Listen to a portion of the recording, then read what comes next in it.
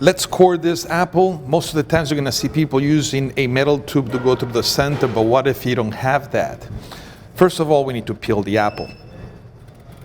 I go old school. I go old school because I can keep a distance between the peel and the apple.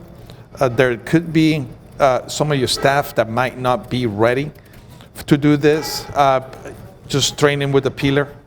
That way you'll have less waste on the apple. At the same time, when you peel the apple, you will realize if there's any bruising to the apple because of shipping.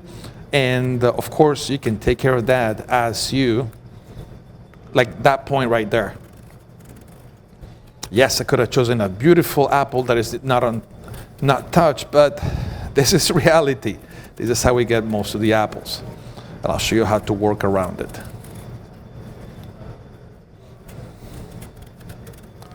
Okay, your apple is peeled. Always work clean.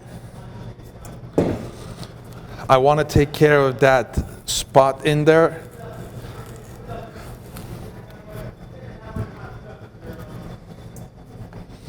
Took care of that spot, bruising spot right there. Let me take care of this bruising spot right here. You are done. For your apple, I'm gonna cut it straight down in the center. I will expose the center with the seeds. Cut into quarters. At this point, I will cut this one, come down center, pop the center and keep cutting. You can do it with your paring knife or you can do it with your chef's knife, holding your apple straight up. You come down here, come in, tip of the knife, go in there, pop out the core, you're good to go.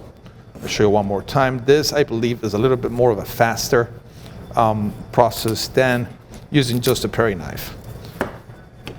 Of course, if you had an apple core, it will be a different process, but this is how to core apples without the apple core. And then from here, you will decide what to do with your apples, how to slice them, which thickness. Very important, as soon as you peel and cut the apple, it will be exposed to the oxygen in the air. Grab a bowl of water, a little bit of lemon juice in there, and let your apples sit in, and that will prevent for your apples to become brown, being exposed into the oxygen in the air. Whenever you need them, bring them out.